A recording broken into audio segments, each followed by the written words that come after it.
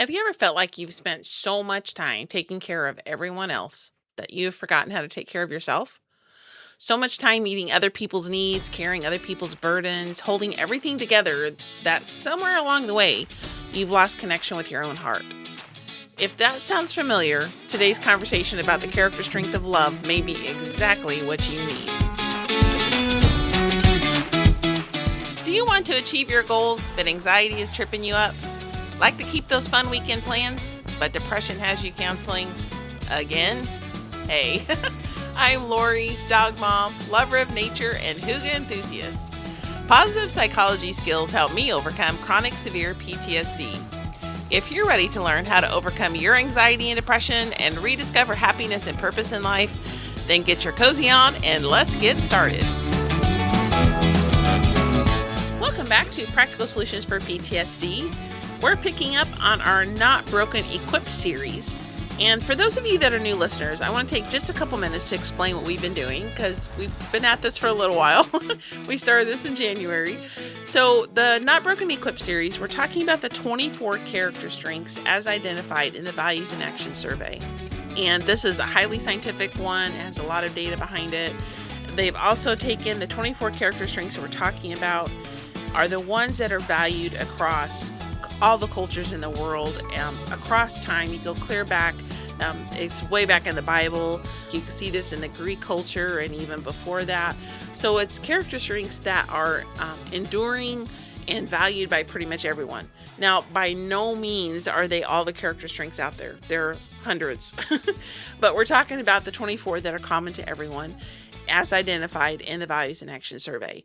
So you can take the survey for free. I highly recommend you do that. It's very eye-opening, can really help you to be able to lean into the character strengths that you were born with, that God created within you, and you can lean into those and develop them and unlock your superpowers that can help you with so many things. And we're talking specifically in this series about how it can help you with trauma, PTSD, depression, anxiety, etc. And that's what this series is locking in on specifically. But these character strengths can help you with so many things. So I highly recommend you take that survey.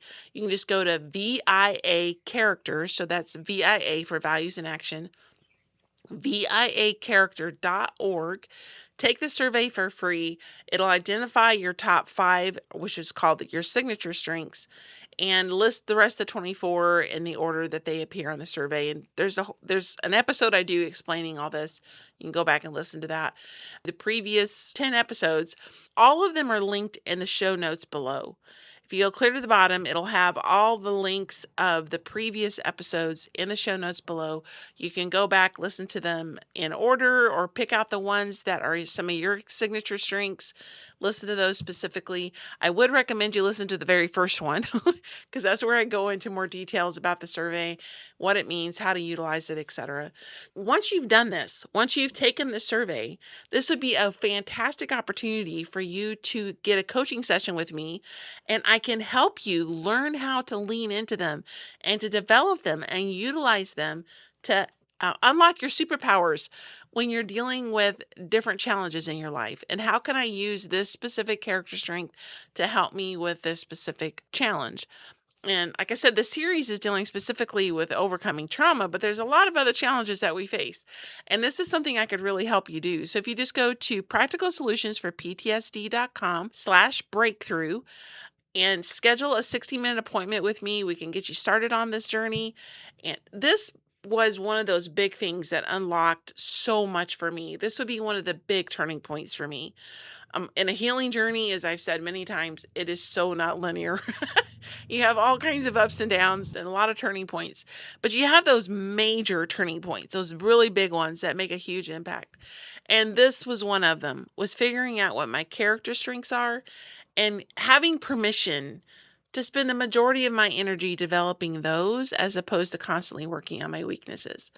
Definitely recommend you take that survey, set up an appointment, and we can help you work through that and unlock your superpowers to be able to deal with whatever challenges you're facing. So again, you can go to practicalsolutionsforptsd.com/breakthrough to schedule your appointment.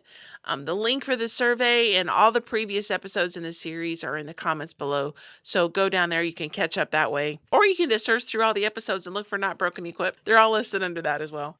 So let's jump into the character strength that we're going to cover today, and that is the character strength of love. Now, often when you use the word love, you're thinking of the emotion of love, and it could be a romantic love or whatever it may be. And that is a very valid definition of love. But today we're talking about the character strength of love rather than the emotion. So this focuses largely on the degree to which you value close relationships with people and the contribution to that closeness in a warm and genuine or authentic way. So while kindness or the emotions can be behavioral patterns applied in any relationship, love as a character strength really refers to the way that you approach your closest and warmest relationships.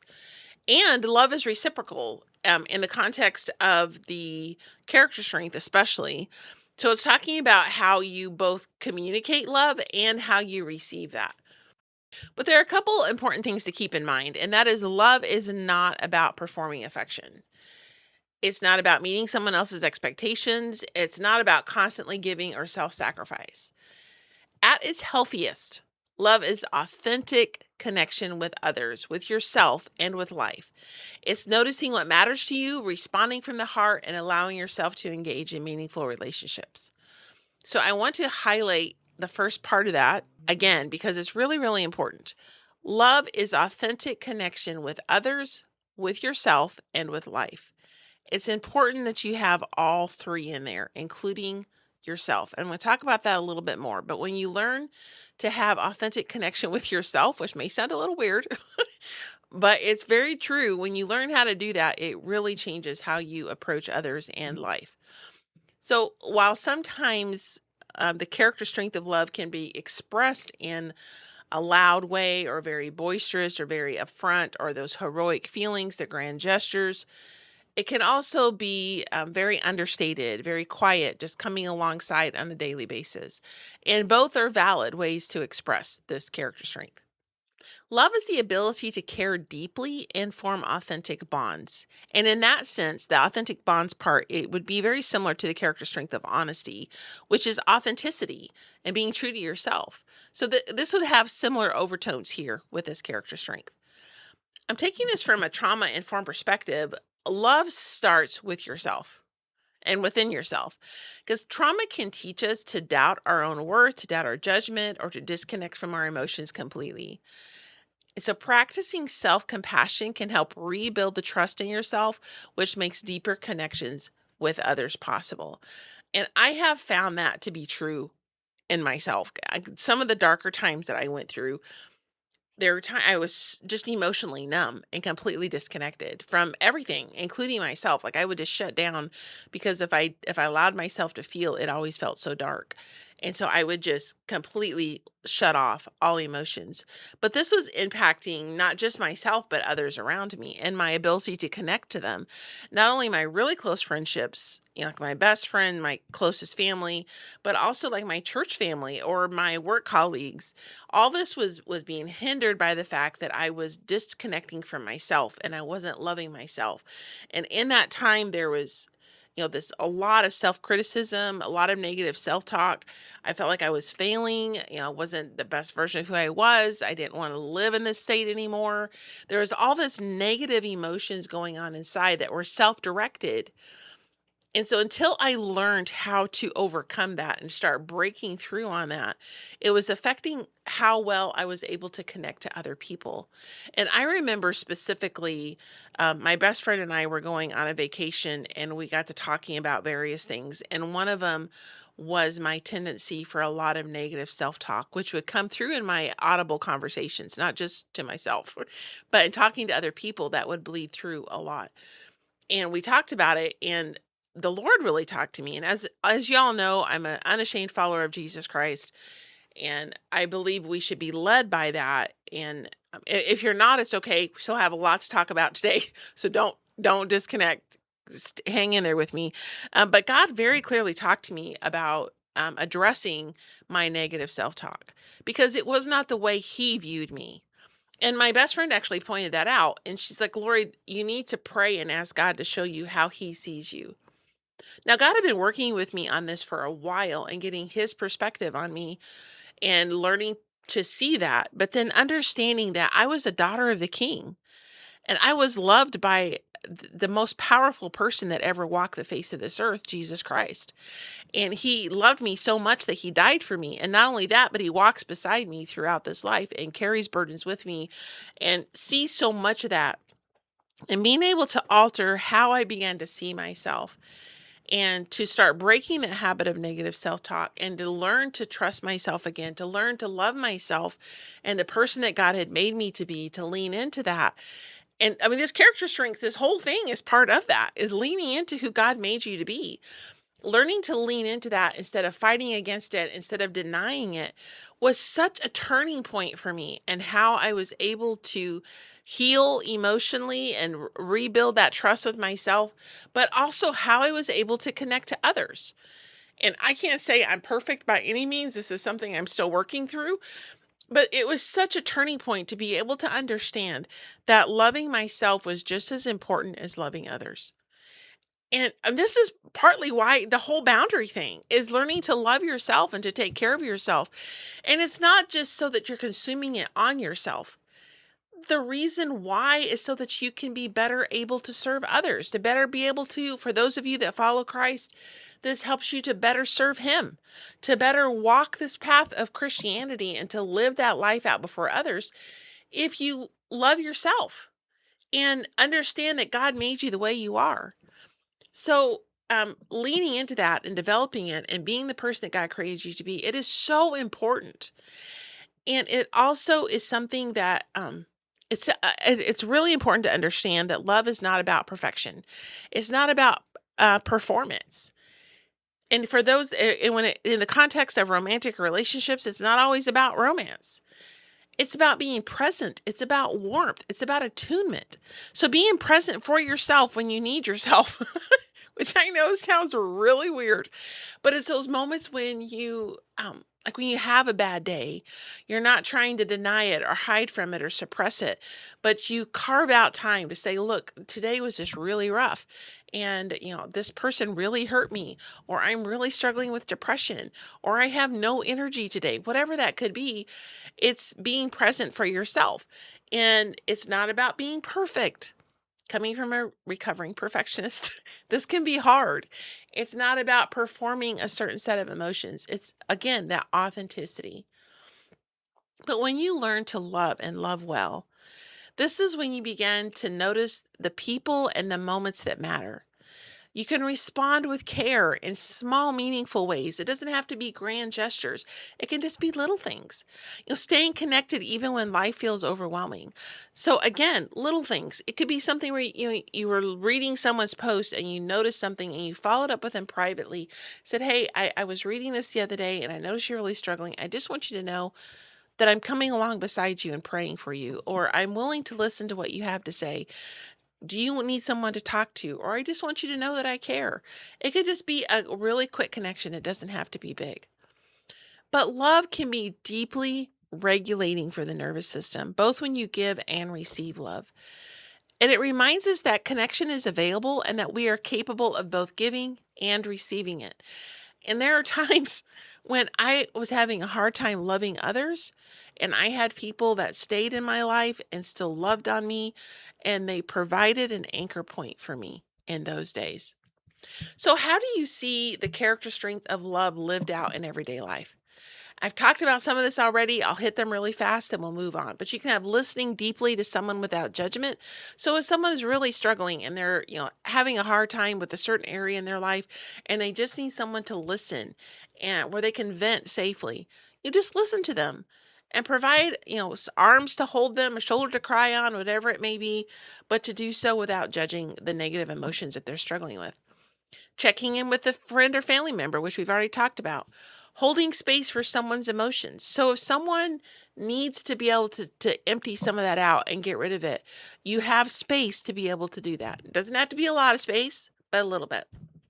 And then staying present with yourself during difficult times, which again, I've already mentioned this, but it's really important that you don't walk away from your own negative emotions, that you process those and you own up to them and say, hey, look, this is what's going on. Trust me, when you do that, you can heal from them and walk through them much quicker. So, for people with anxiety, love provides an anchor. It reminds you that healthy relationships exist and that trust can grow over time.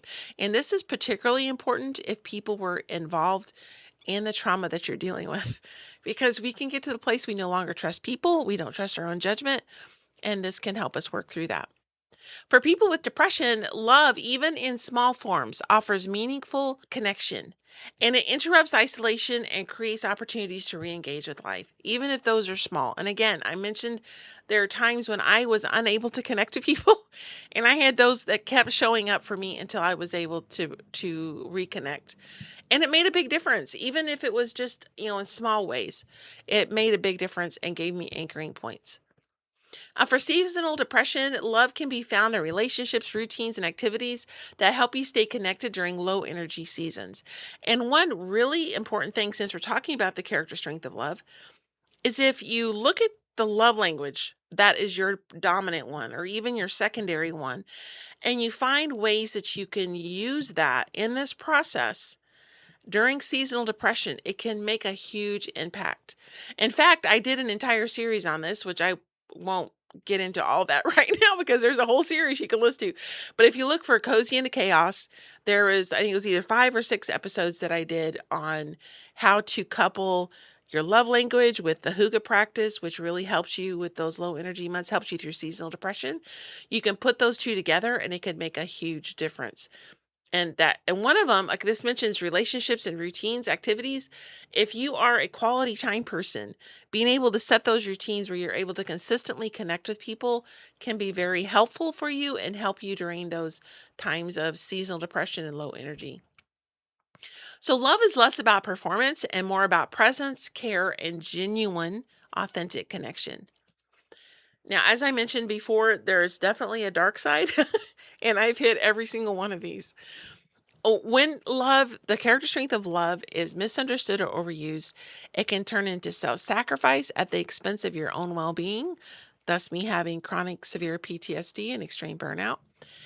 Over attachment or codependence. I've done this in the past and had the relationships blow up in my face. That doesn't work very well. Number 3 is feeling guilty for not loving enough. I've been there as well. I'm a middle child, classic middle child, and I have felt for so many years. I did feel, I don't anymore, but I used to feel like I was responsible for healing relationships around me, and that if I loved enough, it would work. And if it didn't, it meant I wasn't doing good enough. So, yeah, that not a good thing. And number 4 is avoiding boundaries in the name of connection. Big one right here. Hello, hello. The other series we're going through right now is boundaries. And this right here is one reason why setting boundaries was so stinking difficult for me. Is because I felt like if I did that, I was sacrificing connection. And so I would avoid boundaries and go beyond what I could reasonably handle because I wanted to maintain connections. Guess what? It does not work. What it ends up doing is burning you out and breaking you down to the point that you cannot connect at all. Not a good thing. And I won't teach my boundary classes here. That's a whole nother, they're out there. You can find them. For trauma survivors, love can feel risky, especially if people are involved in this. But even if they weren't, there's still some risk because you're not in a well place right now. But for trauma survivors, it can particularly feel risky. Opening your heart to others may awaken memories of past hurts. For people with anxiety, love can become tangled with fear and rejection. For depression, love may feel distant, which can create shame, self-criticism because you're not able to love. And I've talked a lot about that with my own story, but absolutely this is so true. So here's a way to reframe it a bit. Love begins with authenticity and trust. You don't need to give more or feel more to access this strength. Again, loud it counts, but it doesn't have to be. Small acts of connection towards yourself or others still count. So when you text back to someone and say, hey, just want to check in and say hello, when you take a moment for yourself and reflect, or to be able to encourage and strengthen yourself, however you do that, it still counts, even if they're small things. So, how does the character strength of love support PTSD, anxiety, and depression? What are some practical ways to be able to use this? So, for PTSD, love helps rebuild trust. First, in yourself. And this is where learning to not have negative self talk made such a difference for me. And being able to trust my judgment in relationships again, and to understand that I was created the way I was. This can help remind your nervous system that connection and protection can exist together. You don't have to sacrifice one for the other. You can stay connected and be safe at the same time. For anxiety, love provides grounding, and I referenced this earlier, but even brief moments of connection can interrupt cycles of fear and hypervigilance. For depression, love offers meaning and engagement. So, reaching towards someone or something you care about can help loosen the grip of isolation and emotional numbness, even if it's for a little bit. I know there are times when I was at my worst, I would feel so isolated and so alone. And especially my best friend, but others would kind of force themselves into my life and say, hey, I'm still here, and practically shove me in the car. And we'd go do something, and it would help break that isolation, even if for a little bit, and break some of that emotional numbness. For seasonal depression, love helps sustain us through difficult seasons by bringing warmth, purpose, and connection into everyday life. And I've talked about this some already, so I won't belabor it, but it's very important. Love does not ease pain, but it does help carry us through it. So there are some ways that you can grow and develop love. You can start with self-compassion, and I've referenced some of this already, but pay attention to your needs, honor your limits, speak to yourself with kindness. All these are really important.